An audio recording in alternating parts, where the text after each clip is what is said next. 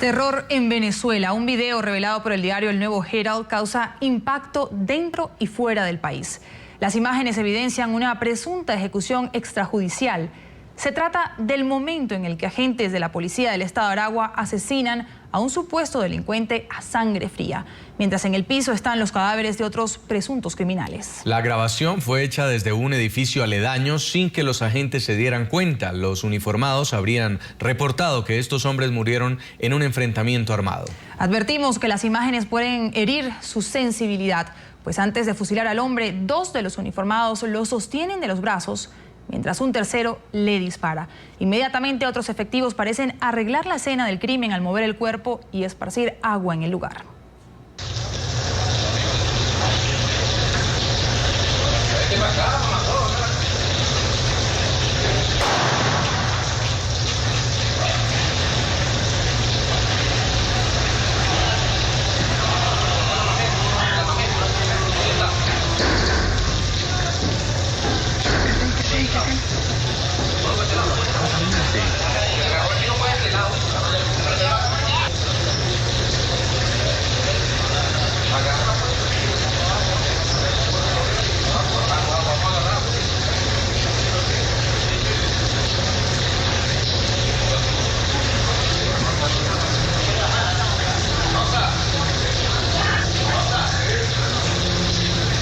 Una de la tarde y 7 minutos en Nueva York. Saludamos a esta hora a Roberto González, es asesor legal de Human Rights Foundation. Buenas tardes, señor González. Gracias por estar con nosotros para toda nuestra teleaudiencia en las Américas. Buenas tardes, Jason. Un placer estar con vos. La impresión para todos es ver cómo supuestos agentes de la policía le disparan a este hombre, bien sea un preso, un delincuente o no. Se trata de una ejecución extrajudicial. ¿Qué opinión le merece a su organización, que ha estado tan atenta de las violaciones a los derechos humanos en Venezuela, la publicación de este video? A ver, el video, las imágenes son efectivamente brutales, son muy difíciles de ver. No podemos determinar, como bien explicó el medio de comunicación en el cual salieron originalmente, de dónde vienen o si son efectivamente en Venezuela. Por el tipo de uniforme que utilizan las personas, pareciera que sí viene o proviene del estado de Aragua en Venezuela. Sin embargo, a ver, ¿qué es lo importante del video? El video es atroz, efectivamente, pero las ejecuciones extrajudiciales no son un caso excepcional de Venezuela. Las ejecuciones extrajudiciales suceden en Brasil, suceden en China, suceden en Rusia, suceden en México. Ahora, ¿qué es lo relevante de este caso en Venezuela? Es que Venezuela no es una democracia.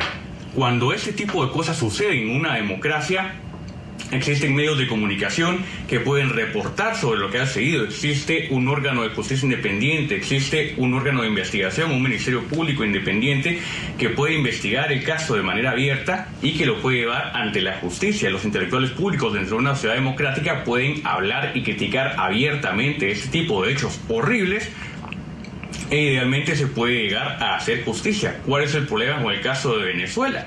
El problema es que Venezuela no es una democracia. En Venezuela ya no hay medios de comunicación independientes. En este caso, el medio de comunicación que tuvo la valentía de publicar este video es un medio de comunicación que está en el extranjero.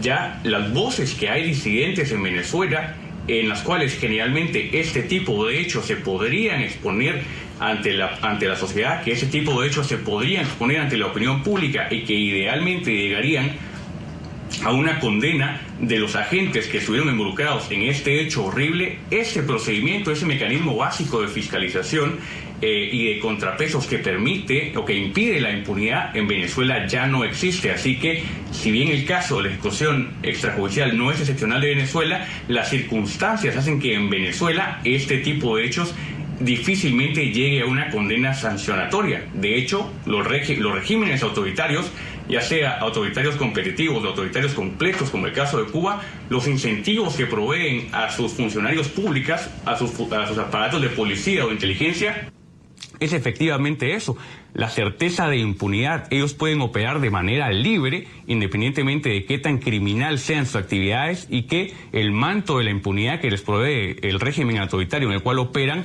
hace que este tipo de hechos se produzcan con mayor frecuencia de lo que se produce en una democracia. Ahora, señor González, ya el defensor del pueblo de Venezuela, Tarek William Saab, después de una insistencia por parte de los medios de comunicación, se ha pronunciado, ha dicho que condenan cualquier tipo de acto. Sin embargo, a la hora de preguntarle si exigiría una investigación al respecto, dijo simplemente que era responsabilidad del Ministerio Público investigar este video.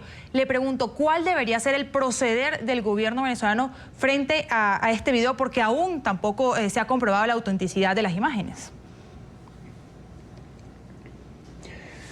Correcto. La forma legítima de proceder sería que hubiese una investigación, que se pudiese determinar los responsables de estos actos, que la propia policía del estado de Aragua fuera quien diera los nombres y quien diera la información al gobierno central para que éste realizara una investigación independiente y se pudiera determinar qué fue lo que sucedió, si efectivamente eran policías, si las personas que habían capturado eran criminales o no. Independientemente de eso, ese debería ser el proceder legítimo dentro de una sociedad democrática.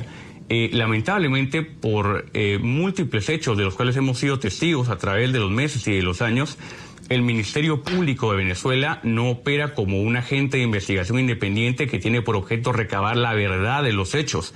Y tampoco el defensor del pueblo no es un funcionario independiente que pretende analizar los hechos y tratar de llegar a una conclusión verídica de qué fue lo que sucedió.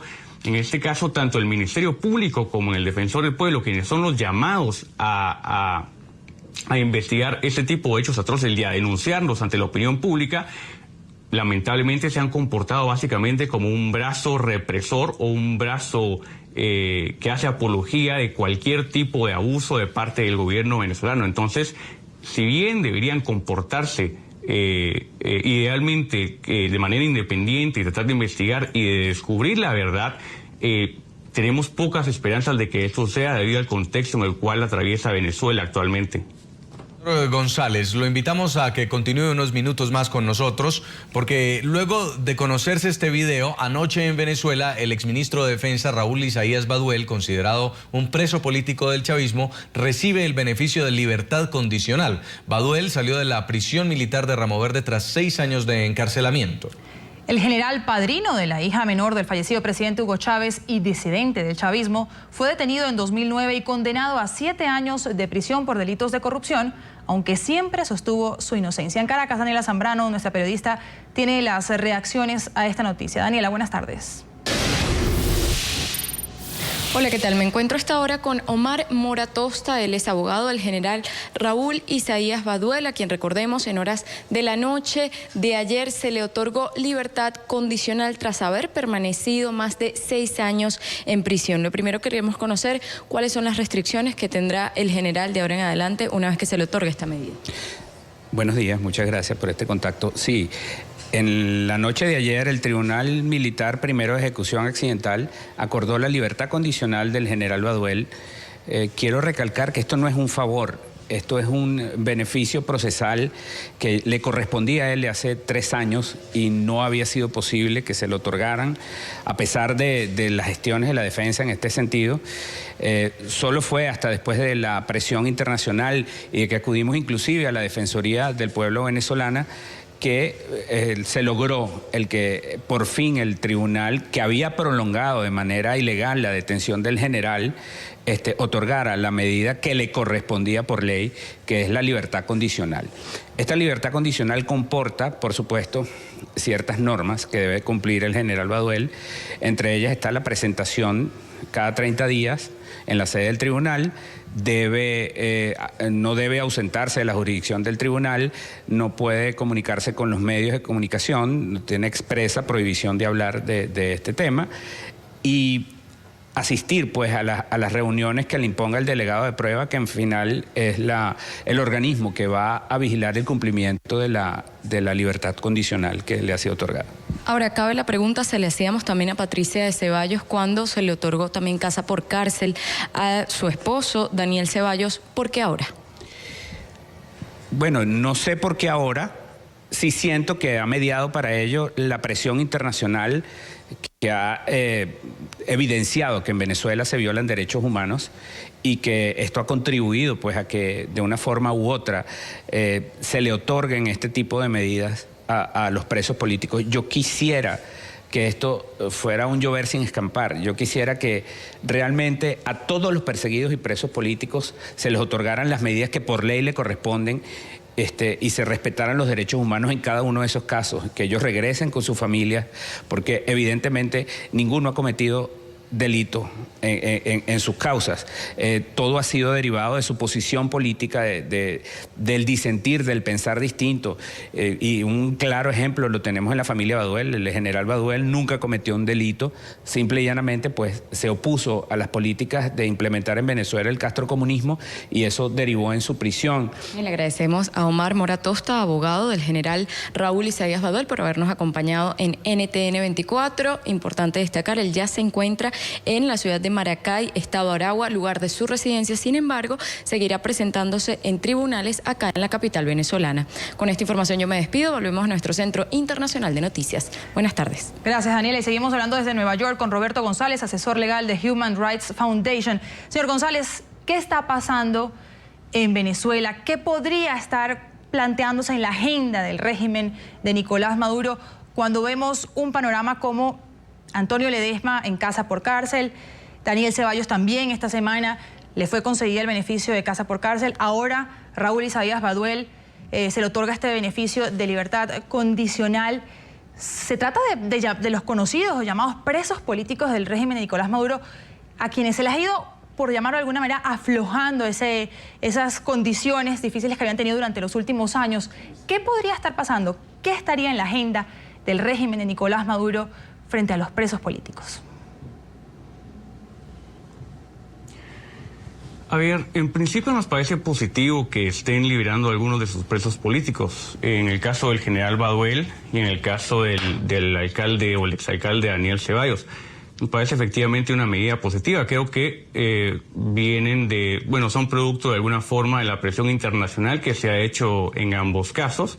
La comunidad internacional y también en el Sistema Universal de Naciones Unidas. Me parece que efectivamente es positivo y me parece que es una estrategia del gobierno venezolano que trata de mermar un poco las críticas que le caen de todos lados en materia económica, en materia de derechos civiles y políticos, en materia de la represión y el hostigamiento a la oposición democrática en Venezuela. Así que, si bien me parece positivo, hay que mencionar que existen otros prisioneros de conciencia, otros presos políticos en Venezuela, como es el caso del alcalde Ledesma y el caso importante de Leopoldo López.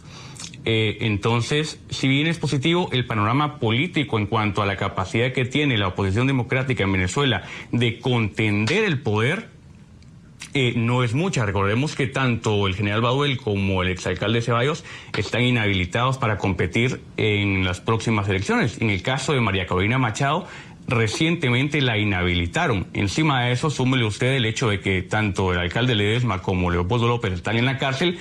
Básicamente tiene a la mitad de la oposición venezolana presa y a la mitad, o sea, de los líderes de la oposición venezolana presa y a la otra mitad inhabilitados para competir en elecciones. Entonces, si bien es positivo que no estén de hecho dentro de una prisión, ¿no?, detrás de las rejas, el panorama político, es decir, la posibilidad de competir por el poder y que en el futuro pudiese haber una transición democrática en Venezuela, está seriamente restringido. Señor González, ¿se podría pensar que el régimen de Nicolás Maduro está dando gestos ante la presión de la comunidad internacional? Pero muchos siguen incrédulos, sobre todo por el caso del líder opositor Leopoldo López, al que Maduro llama el monstruo de Ramo Verde y a quien señala de actos de desestabilización durante las protestas antigubernamentales que comenzaron en febrero pasado. ¿Cree usted que también venga la libertad condicional para él, aunque todos sigan en condición de detenidos y bajo juicio? Correcto. Bueno, esperaríamos que ese fuera el caso. Leopoldo López creo que es el caso más emblemático de prisioneros de conciencia en Venezuela, precisamente por la prominencia tanto de su figura política como el de su caso, que es un caso que en la comunidad internacional ya hemos analizado y el que hemos determinado como un caso flagrante de ilegalidad y cuyo encarcelamiento está en contra del derecho internacional de los derechos humanos. De hecho, hace poco el Grupo de Trabajo de Naciones Unidas para las Detenciones Arbitrarias determinó que la prisión de Leopoldo López es una prisión arbitraria y que está en contra del derecho internacional. Entonces, no es solo la comunidad internacional de ONGs que se han manifestado sobre el caso de Leopoldo López, sino también la ONU. Para responder a tu pregunta, para retomar tu pregunta, efectivamente esperaríamos que fuera el caso de Leopoldo López, pero lo miramos poco probable. Que como bien vos dijiste, en Venezuela, Leopoldo López, lo que hay en los medios de comunicación oficiales, que son la gran mayoría de medios de comunicación, porque ya no hay medios independientes, Leopoldo López, frente a la población venezolana, es tachado del monstruo de Ramo Verde, ¿no? De traidor, de cifrino, de Cuarta República. Entonces, Leopoldo han iniciado una campaña desde hace meses contra Leopoldo López de descalificaciones, así que no sé, creo que es un poco de hacer futurología, de tratar de determinar o tratar de pensar de qué es lo que podría pasar en el futuro. Como te dije anteriormente, sería positivo que lo liberaran, sería positivo que no estuviera detrás de las rejas, pero sería más positivo aún que su liberación viniese con una desestimación de su causa, en lugar de una libertad condicional, que lo que implica es que ya no va a estar físicamente en la cárcel, pero que no va a poder competir a elecciones. Es decir, de alguna forma se merma la presión internacional contra el régimen de Nicolás Maduro de tener a presos políticos, pero en la práctica siguen igualmente inhabilitados y no tienen la capacidad de operar dentro de la contienda política. Así que creo que desde el punto de vista del régimen de Maduro, eso sería una solución bastante viable, pero nosotros en la comunidad internacional, que estamos por la democracia, que estamos por la libertad, consideramos que estas causas, en el caso de Leopoldo y de todos los demás, deberían ser desestimadas y no debería ser nada más libertad condicional. Vamos a agradecer a Roberto González, asesor del legal de Human Rights Foundation, por habernos acompañado desde la ciudad de Nueva York. Feliz tarde. Un placer.